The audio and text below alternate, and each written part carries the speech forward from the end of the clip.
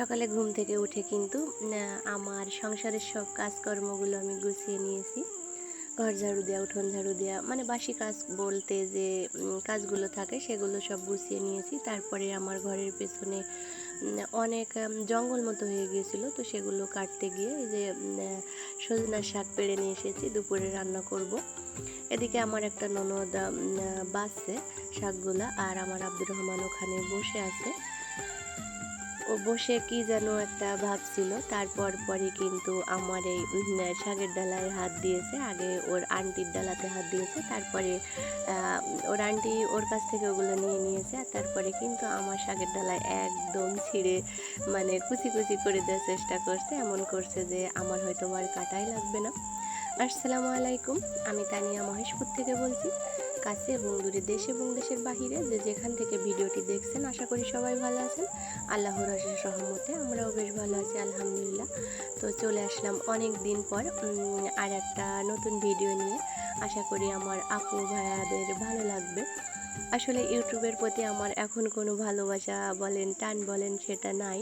প্রথম কাজ করতাম অনেক আগ্রহ নিয়ে, কিন্তু এখন সেই আগ্রহটা নাই। আর তাছাড়া রোদ গরমে বাচ্চা নিয়ে ভিডিও করে, এডিটিং করে, ভয়েস দিয়ে সেটা আপলোড করা অনেক কষ্ট হয়ে যাচ্ছে।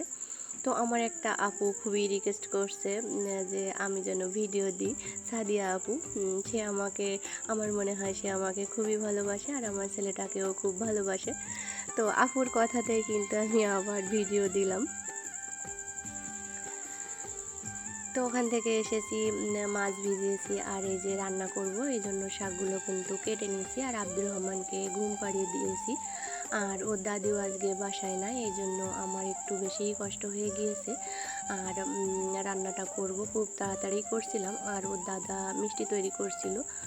ভাবছিলাম যে উঠে পড়লেও হয়তো বা ওর দাদা নিবে, কিন্তু তার বিপরীত হয়ে গিয়েছে। জানি না কার ঈদ কেমন কেটেছে। আমি আসলে ঈদের আগে ভিডিও দিয়েছি, আর এখনও পর্যন্ত কোনো ভিডিও দেয়নি, এই যে আজ দিব। তো আলহামদুলিল্লাহ আমার ঈদটা ভালোই কেটেছে। মনের ভিতরে তো একটা শূন্যতা বোধ আছে যে আমার আব্বু নাই। মানে এই আব্বু মারা যাওয়ার পরে এই যে দুইটা ঈদ পড়লে, মানে একটা কুরবানি, আর একটা রোজা, আর একটা কুরবানি, মোট তিনটা ঈদ পড়লে তো খুবই খারাপ লাগে। ঈদের দিন সকাল থেকেই তো মানে কি বলবো, সব সময় মনের ভিতর তো হয়েই যায়। তারপরে কাউকে অতটা বুঝতে দিই না, হাসি মুখে চলেই যায়। তো মা এসেছিল, ভাই এসেছিল, ভাই বউ এসেছিল। তো 4-5 দিন খুব ভালোই কেটেছে। তারপরে তো তারা চলে গিয়েছে, আর আমি আমার কর্মজীবনে এই যে ফিরেই আসি। যখন মা থাকে, ভাইয়েরা থাকে, একটু ভালো লাগে। আব্দুর রহমানকে আমাকে অত নিতে হয় না, ওর নানি কিংবা ওর মামারা নিয়ে থাকে, আর আমি কিন্তু আমার মনের মতো করে কাজগুলো গুছিয়ে নিতে পারি। তারপরেও আমি এখন আমার অনেক কাজ কমিয়ে দিয়েছি, যেহেতু আমি এখন আর নেড়ি গোবরটা দিই না। তো যাই হোক, এই যে আমি কিন্তু ওদিকে ভাতটা লাভিয়ে নিয়েছি, আর শাকটা ভাজি করে নিলাম, আর এই যে মাছটা ভাজি করে রেখে দিয়েছিলাম। মাছ দিয়ে বেগুন দিয়ে রান্না করব।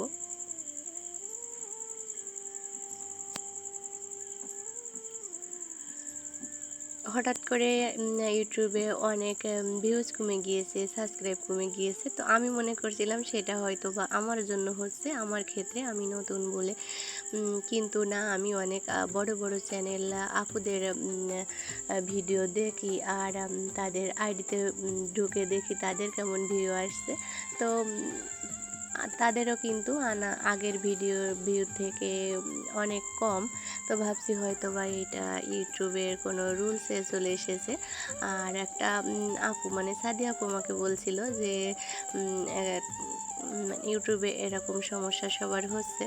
তো যাই হোক, আবার ভিডিও দিতে শুরু করলাম, দেখি কত দূর হয়, আর থেমে যায় কিনা বলতে পারবো না। যেহেতু ছোট বাচ্চা নিয়ে আর রোদ গরমে শরীর খারাপ করছে, এই জন্য ইচ্ছা করছে না। আর সন্ধ্যার পরই তো ঘুম লাগে। আর ও তো আব্দুর রহমান তো অনেকে মানে অনেক দিন সন্ধ্যার পরে ঘুমিয়ে পড়ে, আর আবার অনেক সময় রাত 9টা-10টা বেজে যায়। আর এদিকে কিন্তু 3টা-4টার দিকে তো উঠেই পড়ে। তো যাই হোক, দুপুরে রান্নাটা শেষ করেছি, আর তারপরে এই যে থালা বাসনগুলো ছিল সেগুলো কলের পরে নিয়ে এসে এখন পরিষ্কার করে ধুয়ে নিচ্ছি। আর হাঁড়িটা ছিল, আর আমাদের যে ছাই দেখলে তো মন বলে যে একদম সবসময় থালা বাসন পরিষ্কার করতে ইচ্ছা করবে, কারণ এত সুন্দর সাদা ধবধবে, মানে কাঠের ছাই দেখেন, একদম মনে হচ্ছে যে আমি কোনো ফিল্টার দিয়েছি। আসলে এখানে কিন্তু আমি কোনো ভিডিওতেই ফিল্টার ইউজ করি না আমি আর কি। তো হাঁড়িগুলো মেজে আর রান্নাঘর পরিষ্কার করে তারপরে আব্দুর রহমানকে গোসল করেছি, আমি গোসল করেছি, আর ঘর বারান্দা সব তো পরিষ্কার করেছি। তারপরে কিন্তু খাওয়া দাওয়া করেছি আব্দুর রহমানের বাবা দুপুরে আসার পরে। আর এখন কিন্তু বিকাল, আব্দুর রহমানকে নিয়ে একটু ঘুমিয়েছিলাম। তো সে কতখানি ঘুমিয়েছে জানেন? সর্বোচ্চ আধা ঘন্টা। তো খুব বকলাম একটু, কারণ আমি তো খুব ক্লান্ত থাকি, সারাদিন কাজ করা পড়ে, টুকিটাকি কাজ তো সংসারে থেকেই যায়। তো সেগুলো করতে করতে আসলে অনেক ক্লান্ত হয়ে যায়। আর কি বলবো, ও তো আমাকে একটু রেস্ট নিতে দেয় না। তো একটু বকাঝকা করেছি, তারপরে ওর দাদার সঙ্গে কিন্তু ও চলে গিয়েছে। আর আমি আমার ঘরগুলো সব গুছিয়ে নিচ্ছি। প্রথমে কিন্তু বেডটা পরিষ্কার করে ঝাড়ু দিয়ে নিলাম, তারপরে শোকেসের উপরটা পরিষ্কার করে নিলাম। আর এই যে ম্যাশিংটা পড়েই আছে, বসা হয় না সময় অভাবে। তো সব কিছু পরিষ্কার করে একটু মুছে নিলাম। আর এই যে এখন আমার ঘরটা ঝাড়ু দিচ্ছি, তারপরে শাশুড়ির ঘর, ননদের ঘর, খাবার ঘর সবগুলো ঝাড়ু দিয়ে নিব। আগে আমি আমার ঘরটাই সবসময় আগে ঢুকি আর কি। যতই সকালে ঝাড় দিই, দুপুরে ঝাড়ু দিই, কিন্তু আসলে পরিষ্কার থাকে না। নিচে ঘর তো, এই জন্য হয়তো পরিষ্কার থাকে না। আর আব্দুর রহমান সবসময় জুতা পায়ে দেয় না, আর নিচের থেকে ধুলাবালিটা একটু বেশি ওঠে আমার ঘরে। তো মনে হচ্ছে দেখেন কতদিন পরিষ্কার করে নিই, আসলে তা কিন্তু না, দুপুরেও ঝাড়ু দেওয়া হয়েছে। আর এখন তো আবার বিকাল। আব্দুর রহমানের দাদি কিন্তু বাসায় না থাকলে আমার ভালো লাগে না, একটা শূন্যতাবোধ কাজ করে, কেন জানি না এমন হয়। আর কোথাও যদি যেতে চাই তো আমার আরও রাগ হয়, ভালো লাগে না। আসলে কাজের জন্য না, তার কাজ তার আর আমার কাজ আমার, বরঞ্চ আমি তার কাজ আরও গুছিয়ে দিই। আমার হয়তো বাকি আমার ছেলেটাকে একটু নেয়, পাশে থাকে, গল্প গুজব করে, আর আমরা গল্প করি। বাড়ি একটা ভর থাকে, আর বাড়িতে না থাকলে আসলে কিন্তু কিছুই ভালো লাগে না। আমার ঘরটা আমি মুছে নিলাম, আর এই যে এখন আব্দুর রহমানের দাদির ঘরে ঢুকেছি। আর ওই ঘরটা পরিষ্কার করে মুছে নিয়ে 2 ঘরের দরজাটা দিয়ে দিলাম। আর এই পাশের 2টা দরজা লাগে না, মানে ছিটকানি লাগে না, ঠিক করতে হবে। অনেক চেষ্টা করেছি কিন্তু হয় না। তো ওই 2 ঘরে আমি এখন ঢুকিনি, যেহেতু ওই 2 ঘরে কেউ থাকে না। একবার পরিষ্কার করে মুছে রাখলে আবার পরে আর করা লাগে না। তো যাই হোক, ঘরগুলো পরিষ্কার করে মুছে নিয়ে তারপরে চলে আসলাম কলের পাড়ে। আর এই যে দুপুরবেলা যে খাওয়া দাওয়া করেছিলাম সে থালা বাসনগুলো পড়ে আছে। আমি তো আসলে দুপুরে খাওয়ার পরই অনেক সময় মেজে রাখি, আর অনেক সময় কিন্তু হয়ে ওঠে না।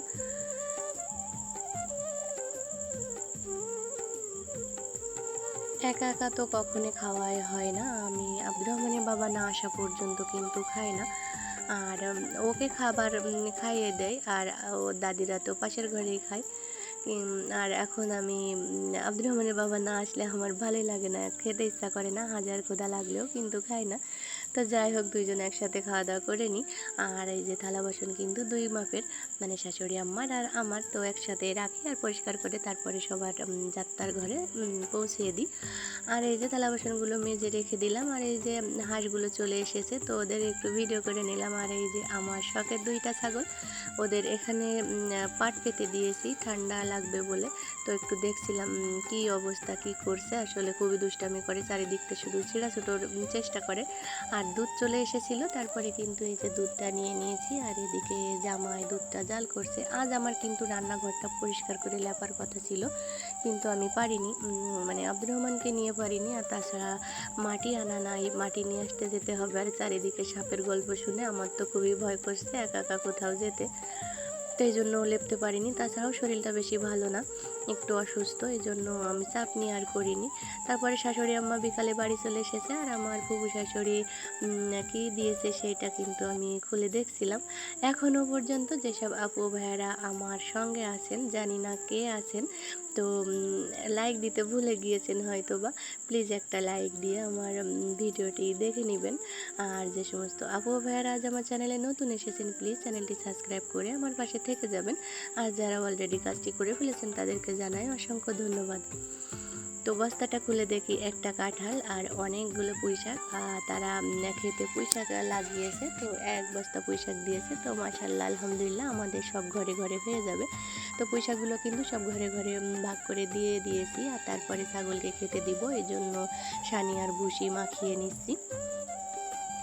ছাগল দুইটা আমার ঘাস খায় না, কি একটা আশ্চর্যের ব্যাপার। ঘাস নিয়ে আসলে একটুও খায় না, তারা পাতা খায়, কলা পাতা, জিবলির পাতা। তো ওইগুলো আর কত পাওয়া যায়, তারপরেও অনেক কলা গাছ আছে বলে কিন্তু পাতাগুলো দিতে পারি। আর এত সুন্দর করে এত ভুসি, তারপরে ভুট্টার গুঁড়া এগুলো দিয়ে মাখিয়ে দিই, তো চাকু মাকু করে খায় আর কি।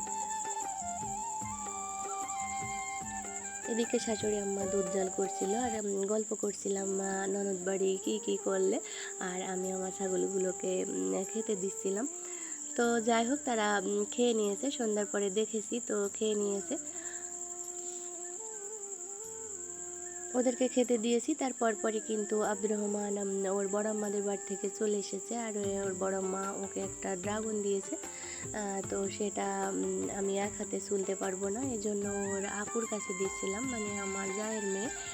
তো ও মনে করেছিল আমি ওকে ভিডিও করছি, এই জন্য ও ছুটে পালিয়ে যাচ্ছিল। তো আমি বলছি তুমি এটা একটু ছুলে দাও, আব্দুর রহমান এখন খাবে, এই জন্য একটু ছুলে দাও। তো তারপরে কিন্তু নিয়েছে, আর ও অতটা খেতে পারবে না, অর্ধেকটা নিয়েছি, আর অর্ধেকটা আরেকটা ছোটো ননদ আছে পাশে, তো ওকে দিয়েছি। তারপরে এটা টুকরো টুকরো করে কিন্তু বাটিতে দিয়েছি, যে সাহেব একটু হেঁটে বেরিয়ে খাক, কিন্তু সেটা তো হয় না, খাইনি, চটকিয়ে একদম পানি করে রেখে দিয়েছিল।